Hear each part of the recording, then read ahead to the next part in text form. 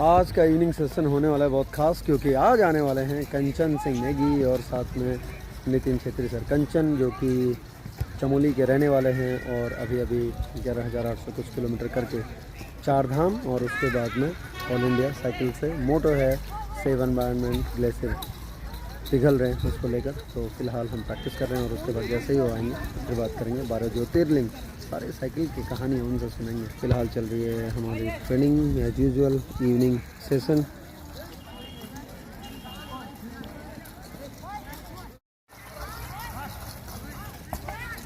Use power Sonal, ये कौन था सेफाले, इतने नजदीक से भी बाहर मार रही है। चलो चलो गर्ल्स,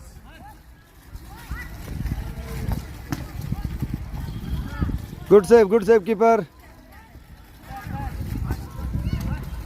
गुड वन यार।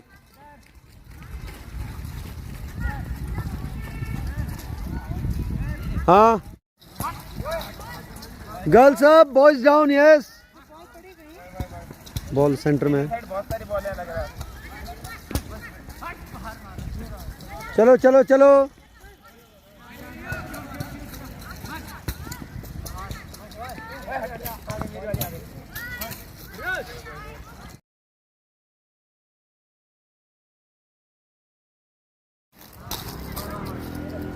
चलो चलो चलो सबस। कीपर चेंज करते रहना, ठीक है, थकना मत।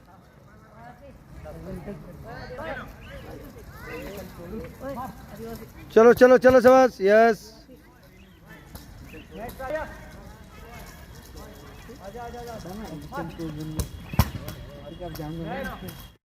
तो ये हो चुका है आगमन।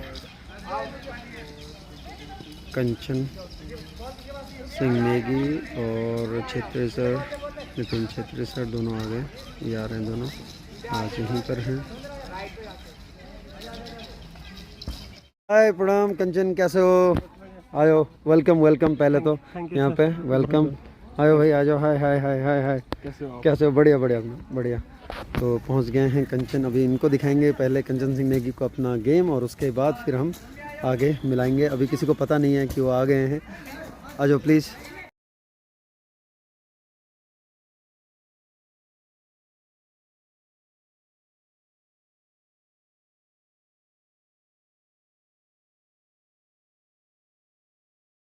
चाहता हूँ कि जो विजुअली इम्पेयर्ड है, खासकर जब अभी मैं विजय से भी बात कर रहा था, मेरा भी यही ड्रीम है कि इनमें से कोई समिट करे किसी भी पीक को। और मुझे इन फ्यूचर जब भी मिलेगा नहीं, मैं वो तलाशूंगा वो अपॉर्चुनिटी, क्योंकि हम अगर कहीं पे आते हैं तो फंड्स का हमारा प्रॉब्लम रहता है, लेकिन वो भी मिल जाता है कहीं ना कहीं से, हम ऐसा करेंगे।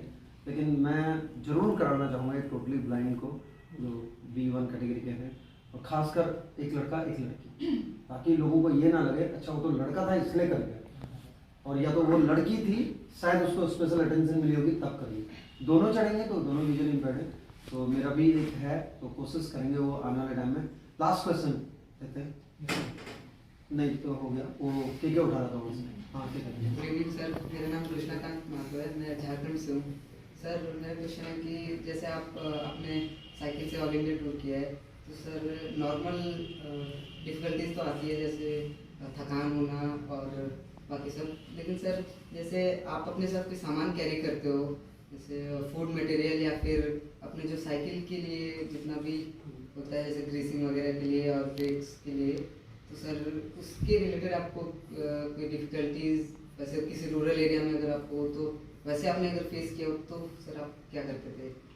बिल्कुल, बहुत सारी डिफ़िकल्टीज आए हैं। और जैसे साइकिलिंग पे हम सामान कैरी करते हैं, तो पहले से ही बहुत सारे मैंने रिसर्च किए थे, बहुत सारे लोगों की वीडियो देखे थे। मैं ही नहीं, जो पहली बार कर रहा हूँ, बहुत सारे लोग भी ऐसे कर चुके हैं, लेकिन उनकी वीडियोस देख के मुझे पता था कि सबसे जो ज़रूरी होता है, जैसे पंचर किट होता है, तो वो लगाना पहले ही सीख चुका था मैं। पंचर किट वगैरह, और पंचर किट मैंने रखी हुई थी, और जैसे पंचर होता था तो वो लगा लेता था। मेजर प्रॉब्लम है सबसे ज़्यादा जो पंचर होती है साइकिल में।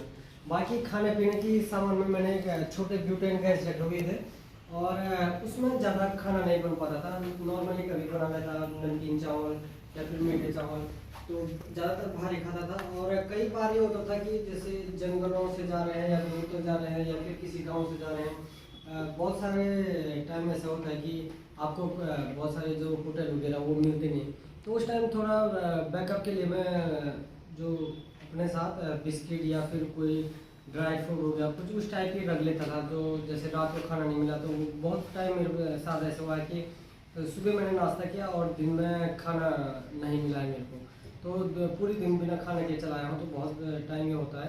बाकी साइकिल में मेजर प्रॉब्लम ये टायर पंचर का ये होता था, उसमें किट रखा और वो चीज़ें सीख के कर लेता था। बाकी टेंट वगैरह रखा था तो ज़्यादा प्रॉब्लम नहीं होती। Thank you. लोग आपको पता नहीं कैसे हेल्प करते हैं, मुझे नहीं पता। कई लोग अच्छे फंड्स देके या कैसे, जो कि इंडिया में रहता है, कई लोग, हमारे पास ऐसा तो कुछ है नहीं, लेकिन मैं चाहता हूँ कि यहाँ पर आप आए, जिस तरह से एक छोटी सी याद हम दें। तो सबसे पहले सोहिंदर, ये कैप्टन है Indian blind football team, sir की तरफ से आ जाए।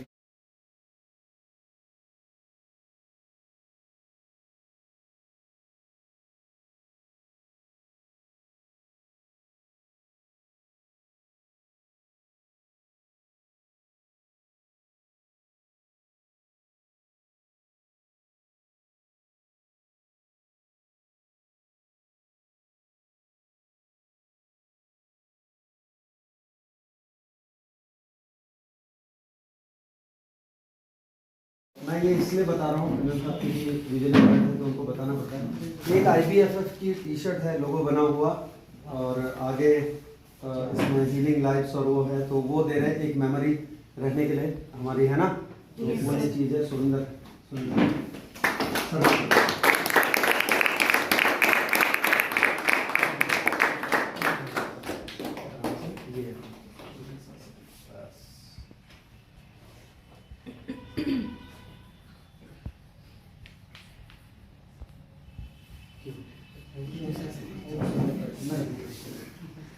बैठ जा सुंदर।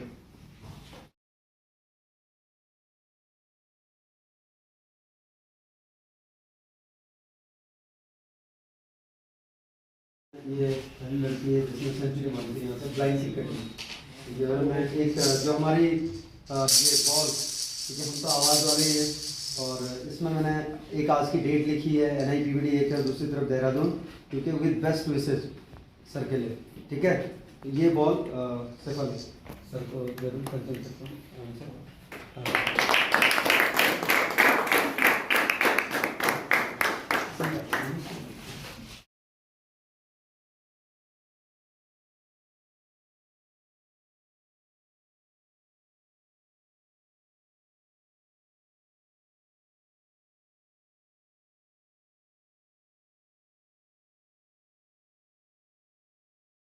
तो मुझे लगता है कि यार होना चाहिए ये सब चीज़ें, क्योंकि हम लोग तो कहीं भी मिल लेंगे। जहाँ तक मेरी बात है तो मैं तो कहीं भी मिलूँगा, है ना।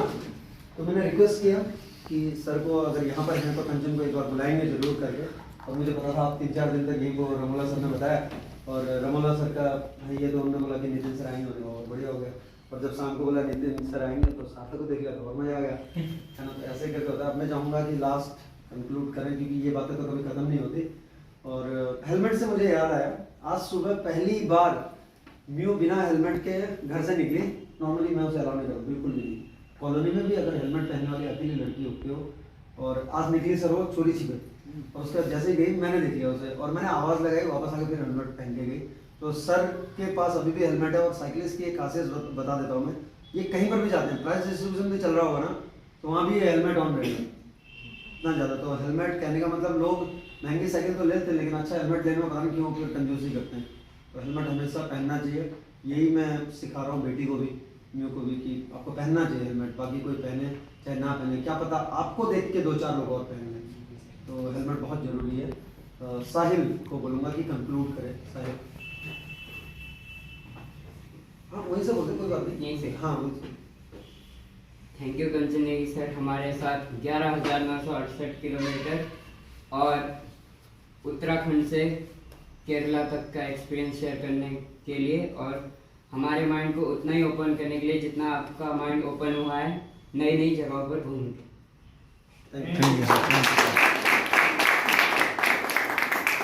तो बाहर एक फोटो खींचेंगे वहाँ पे, ग्रुप फोटो बाहर खींचेंगे स्कूल के वहाँ पे, ठीक है।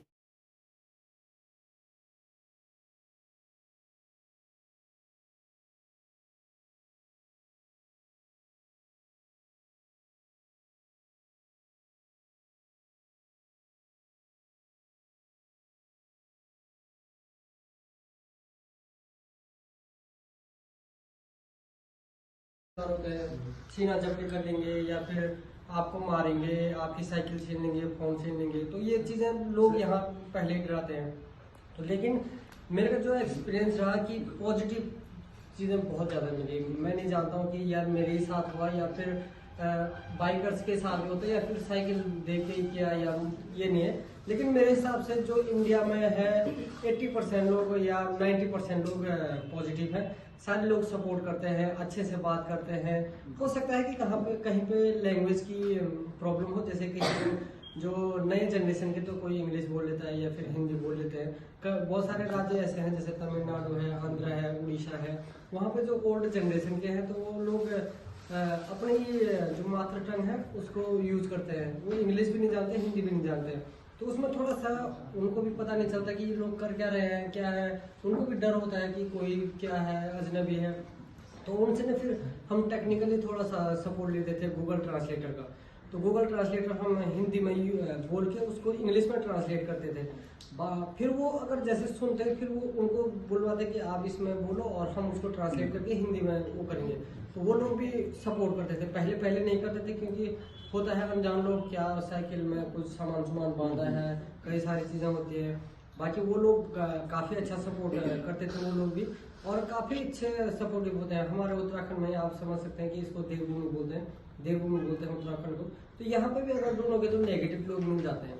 तो एक आधे नेगेटिव लोग तो हर कहीं मिलते हैं, तो उनको इग्नोर मारना पड़ता है। कई बार लोग रोकते हैं कि भाई क्या कर रहा है, कैसे कर रहा है। या फिर एक जगह पर बात है मेरे साथ कि दो तीन लड़के बाइक पे थे और उन्होंने मेरे से सेल्फी वगैरह ली। फिर कुछ दूर तक वो मेरे साथ चले, फिर बाद में मैं दिन में ट्रेवल कर रहा था, वो एक जंगल वाला रास्ता था, काफ़ी दूर तक मेरे साथ चले। और फिर बाद में मेरे को कुछ ना कुछ नोटिस कर रहा था कि मैं कुछ ना कुछ गड़बड़ है। तो मैं आगे जाके मेरे को रोक रहे थे वो लोग, फिर मैं रुका नहीं, फिर वो आगे आए। फिर वहाँ से थोड़ा सा मेरा पॉजिटिव वही हो रहा है कि गांव लग गए थे और छोटे छोटे गांव लग गए थे। तो मेरे को लग रहा था कि उनका कुछ वैसे ही इंटेंशन होगा, या फिर मेरे पास थोड़ा सा महंगा फ़ोन था, तो हो सकता है कि मैं वीडियो बनाते जाता हूँ तो उन्होंने नोटिस किया हो, फोटो खिंचवाई अपने साथ, तो वो चीज़ें हो सकती हैं। लेकिन ज़्यादा बड़ा हादसा मतलब कभी हुआ नहीं, केवल नोटिस कर पाया। बाकी नेगेटिव लोग नहीं है, मतलब लोग बहुत सपोर्ट करते हैं पूरे भारत में। आप तमिलनाडु चले जाओ, कहीं गुजरात चले जाओ, कहीं पे भी नेगेटिव लोग नहीं है। एक आदमी होते हैं, उनको इग्नोर करना पड़ता है। बाकी बहुत अच्छा।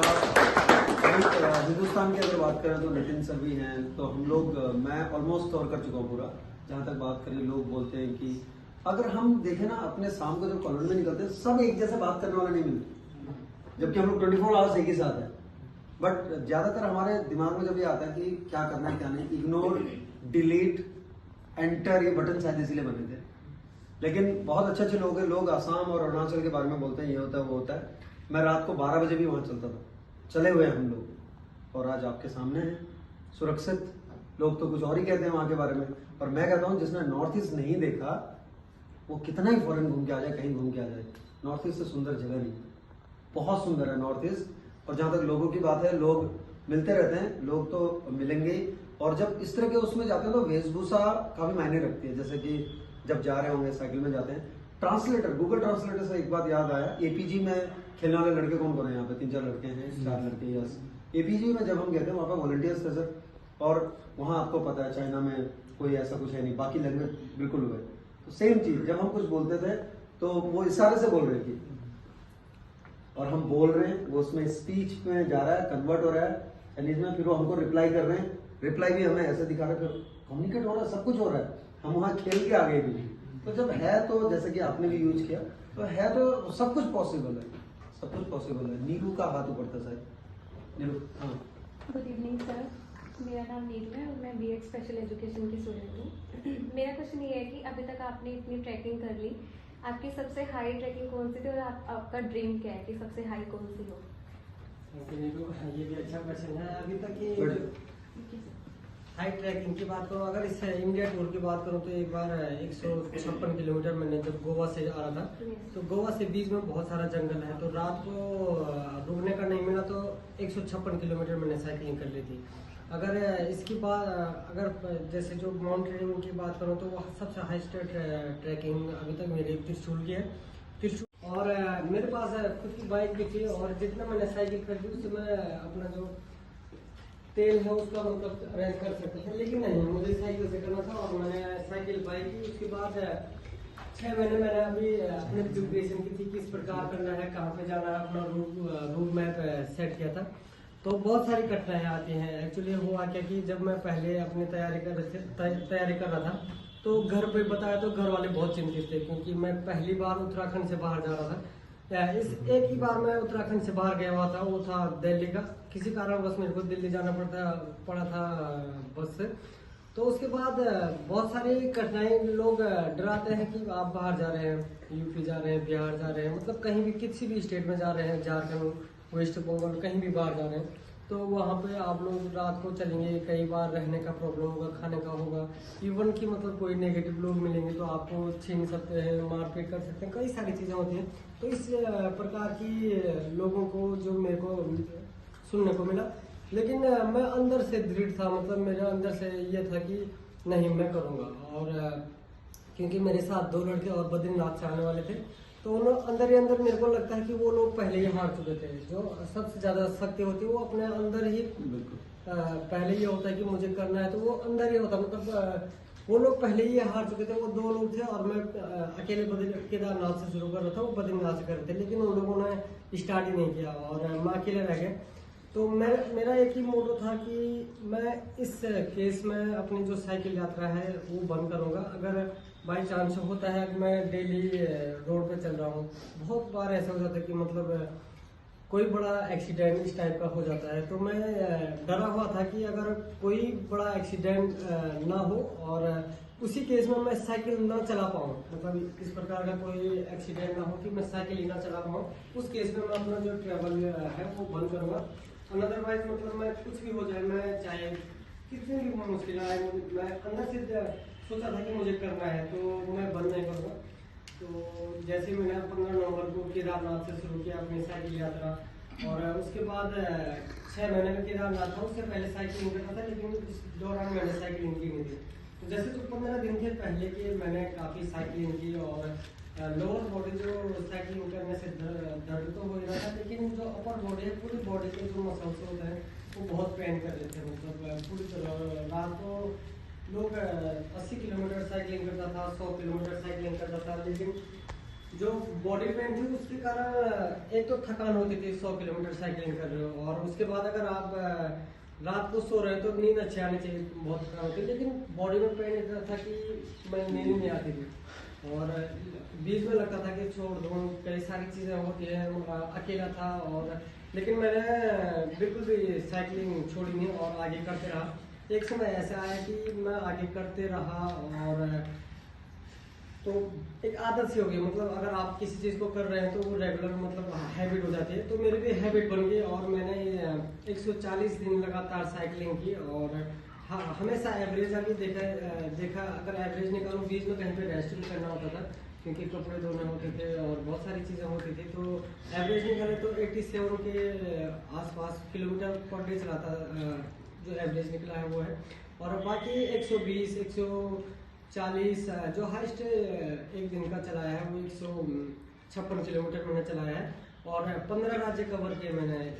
उत्तराखंड से शुरू किया, यूपी, बिहार, झारखंड, वेस्ट बंगाल, उड़ीसा, आंध्रा, तमिलनाडु, और वहाँ से फिर केरला होते हुए कर्नाटक, और महाराष्ट्र, गोवा, और मध्य प्रदेश, उसके बाद गुजरात, फिर राजस्थान होते हुए फिर मैं यूपी में आया, उसके बाद उत्तराखंड में। तो ये काफ़ी चैलेंजिंग रहा मेरे को। बीच में बहुत सारे नेगेटिव लोग मिलते हैं, कई बार बोलते हैं लोग कि क्यों कर रहे हैं, क्या कर रहे हैं, या फिर बहुत सारी चीज़ें होती हैं, तो उन चीज़ों से भी हार नहीं माना, क्योंकि मेरे अंदर है कि जो मैंने अंदर से ठाना था कि मुझे करना है, और वो चीज़ मैंने काफ़ी अच्छी तरीके से की। बहुत सारे लोगों के पास गया, ग्लेशियर के बारे में बताया, बहुत सारे स्कूलों में गया, और इवन जैसे गंगा आरती होती थी जहाँ पे मौका मिलता था। उसके बाद में ये लोग भी बीच में आप अपने क्वेश्चंस बीच में जो पूछ सकते हो, और कोशिश ये करना एक ने जो पूछ दिया है वो क्वेश्चन रिपीट ना हो, अगर आपका आंसर सेटिस्फाई हो गया तो, क्योंकि कभी कभी मौका मिलता है ऐसा।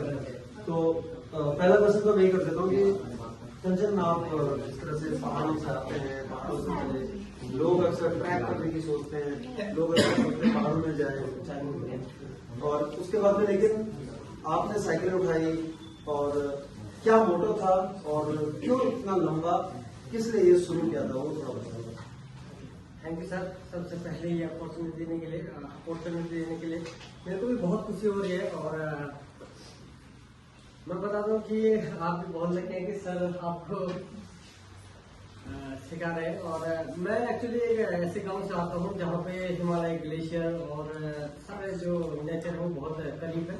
हिमालय एकदम नजदीक है हमारे गांव से, और मेरा भी किसी कारण जाना रहता होता है ग्लेशियर के नजदीक, जो हमारे ग्लेशियर हैं हिमालय के, तो उसके नजदीक जाना रहता होता है। केदारनाथ के पीछे की बात करूं तो लगातार 4 सालों से मैं उन ग्लेशियरों के नजदीक जा रहा हूँ।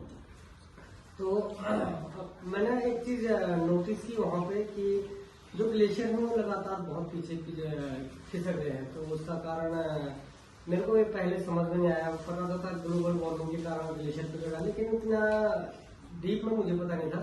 तो उसके बारे में मैंने थोड़ा सा रिसर्च किया और बहुत सारी चीजें देखी, बहुत सारे जो रिसर्चर थे उनके बारे में पढ़ा, और ग्लेशियरों के बारे में पढ़ा, कितने नए हमारे ग्लेशियर है, स्थिति होते जा रही है। तो जो ग्लेशियर है अगर अभी देखा जाए तो अगर इसी प्रकार पिघलते रहे तो मतलब 100 साल में जो अभी हमारे ग्लेशियर हैं वो लगभग 80% में पिघल जाएंगे। तो मतलब इतनी दयनीय स्थिति है। और 1975 और 73 से 2000 के बाद 2020 तक अगर हम आंकड़े देखें तो 60% ग्लेशियर है वो दुगने या तिगुने रफ्तार से पिघल रहे हैं। तो मैंने भी इस फील्ड में थोड़ा सा काम करने की सोची, और बाकी लोग सर शाम हो जाओ सब लोग। गुड इवनिंग भाई सभी को। सबसे पहले तो हमारे स्कूल में आने के लिए कंचन नेगी साहब का बहुत बहुत धन्यवाद। आज तो ऑफिस का है और मुझे लगा कि बुलाना चाहिए और एक बार, ताकि आप लोग भी जान सको होता क्या है, कितना मुश्किल होता है जब हम 1 किलोमीटर चलाते हैं और उसके बाद कई 1000 किलोमीटर निकलते हैं और डेली जा रहे हैं। ठीक है, उनके बारे में मैं सिर्फ इतना कहूँगा कि चमोली से आते हैं और केदारनाथ से शुरू किया था 4 धाम, उसके बाद बाकी डिटेल कंचन साहब बताएंगे, लेकिन मैं उससे पहले आपके साथ बहुत बहुत स्वागत करता हूँ।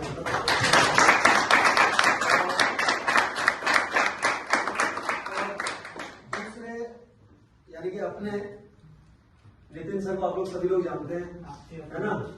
और नितिन सर जिस तरह से मतलब कभी भी यहाँ आते हैं और उसके बाद हमेशा साथ देते हैं। सो नितिन छेत्री सर का भी एमिनेंट साइकिलिस्ट, वो तो पता ही आपको RSW के और इनकम टैक्स में है, इससे पहले इंडियन नेवी। और बड़ा अच्छा लगता है सर आपको जहाँ भी देखते हैं, आप लड़के सब पहचानते हैं क्योंकि अक्सर बातें करते रहते हैं। सो एक बार आपका फिर से स्वागत है सर यहाँ पर। और एक साइकिलिस्ट, और पता नहीं बहुत कुछ रमला साहब ने बताया है, ठीक है, बहुत अच्छा लिखते हैं कंटेंट राइटिंग, और सार्थक बिल्कुल यंग सार्थक यहाँ पर है। सो वेलकम सार्थक।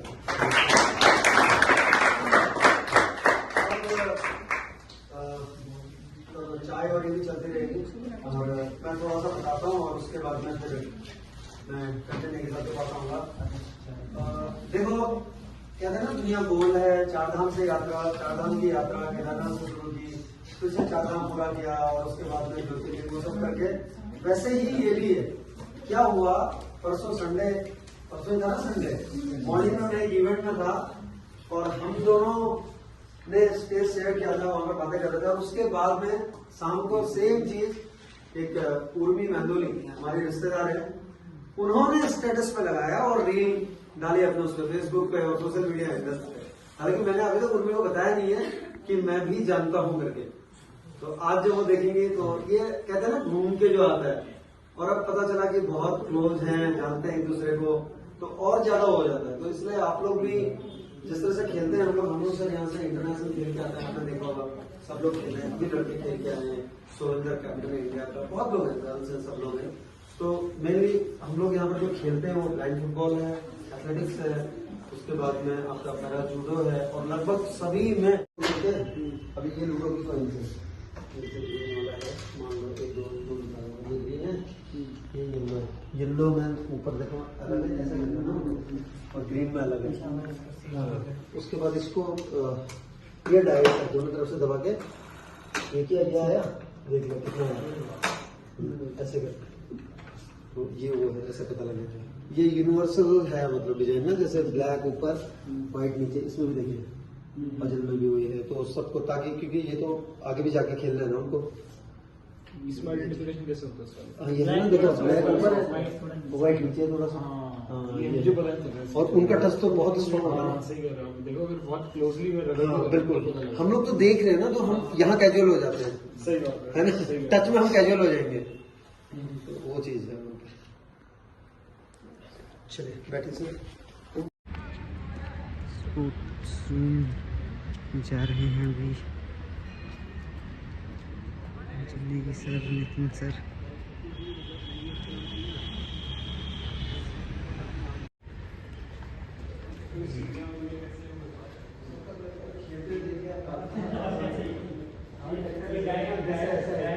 गाइड कर रहे हैं, उसमें जानते हैं यहाँ करेगा, तो उनको बताएंगे स्पोर्ट्स में से गुजरेगा। अगर डाउट हो तो यहाँ देख लेगा, ये ग्रेड में ये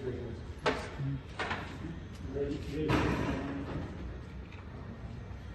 ठीक है सर, इनको चेंज दे। Kanchan Negi sir, experiencing blind football.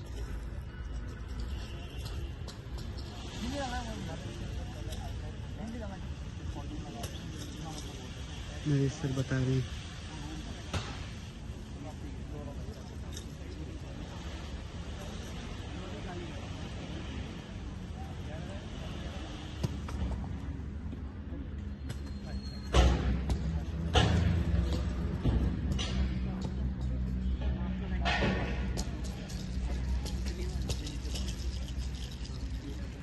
Penalty में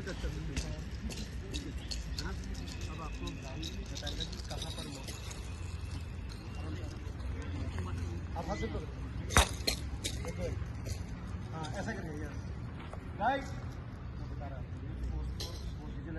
ये आपका राइट टॉप है इसका,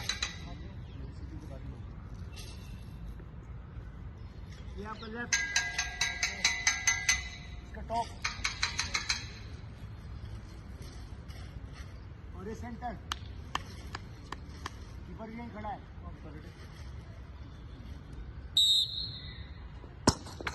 बढ़िया है। हाँ सर, बिल्कुल टाइम है सर। गाइड, अभी ये गाइड बोल रही है सर, क्योंकि 12 मीटर के अंदर है।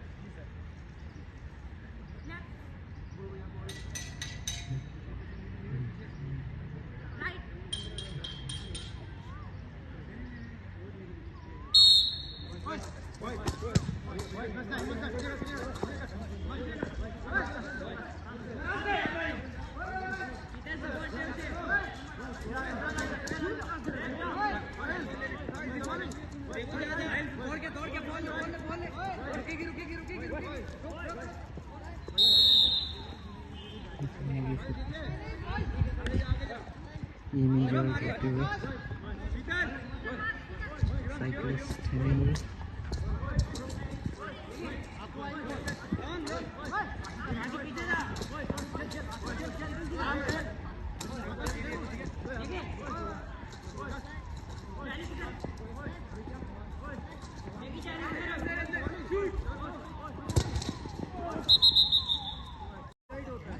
वो गाइड करता है डॉटेड लाइन में आने के बाद, ये 12 मीटर होती है, तो ये अंतर है। अब जो उसके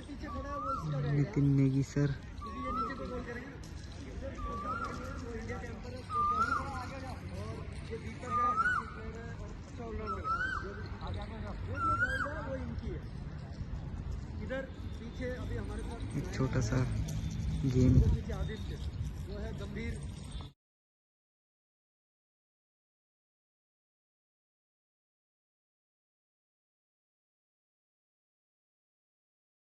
सविंदर का जब आप लोग बाहर आ गए थे तो मैं चाहूँगा कि सविंदर वो वाला क्वेश्चन एक बार जरूर कंचन सर से पूछ ले, क्योंकि आज तो मौका है। सविंदर का सविंदर क्वेश्चन या मैं कर दूँ तेरा क्वेश्चन रिपीट? मैं कर देता हूँ। सविंदर का जो क्वेश्चन था, सविंदर का क्वेश्चन ये है कि सर हम तो 1 घंटा खेल के, आधा घंटा खेल के, 1.5 घंटा खेल के अगले दिन रेस्ट की सोचते हैं या रेस्ट मांग लेते हैं। आप लगातार इतने दिन और किलोमीटर पे किलोमीटर चले, तो आपको क्या देता था? एनर्जी का सोर्स क्या था आपका?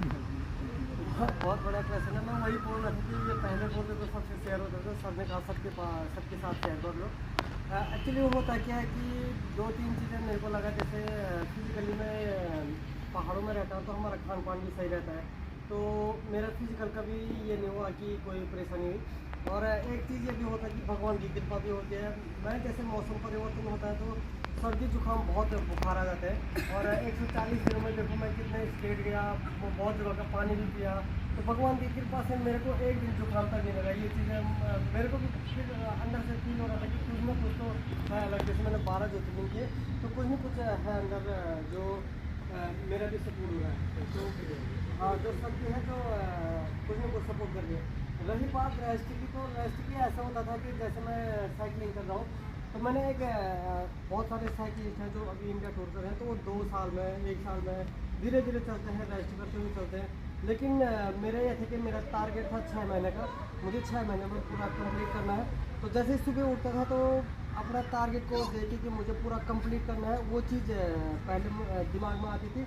और मैं सुबह उठ के ना, जैसे अगर थका भी हो तो एकदम वो विजुअल आती थी कि मेरे को अगर नहीं कर पाऊँगा तो होता है जो मैंने 5 या 6 महीने में करके दिखाऊँ तो वो कहीं असफल ना हो। तो वही एक चीज़ थी कि मुझे करना है, और सुबह सुबह मतलब जो टारगेट था 6 महीने का, इसी वही एक मेन कारण था। बाकी कुछ सबके वो तो है। चलो रेस्ट का आर ले लो, ठीक है, रिट्रीट है ना, रिफ्रेश वो करो अपने आप को, और लास्ट वाला टी ले लो, बीच का भूल जाओ, लास्ट वाला टी ट्रीट दो अपने आप को, एक नया ट्रीट दो, रोज़ नई ट्रीट दो। क्योंकि नया आज अगर मैंने 1 घंटा किया है, कल मैं 1 घंटे 2 मिनट करूँगा, that will be treat to my refreshness. इस तरह से टारगेट बनाओ और मज़े करते रहो। देखो ना, आगे आर शुरू हो रहा है, रेस्ट का आर शुरू हो रहा है, और लास्ट में टी जाके ख़त्म हो रहा है। तो टी को टारगेट पे ख़त्म करो, क्यों रेस्ट पे ख़त्म कर रहे हो उसे, है ना। थैंक यू सर, आइए प्लीज़ थोड़ा आगे।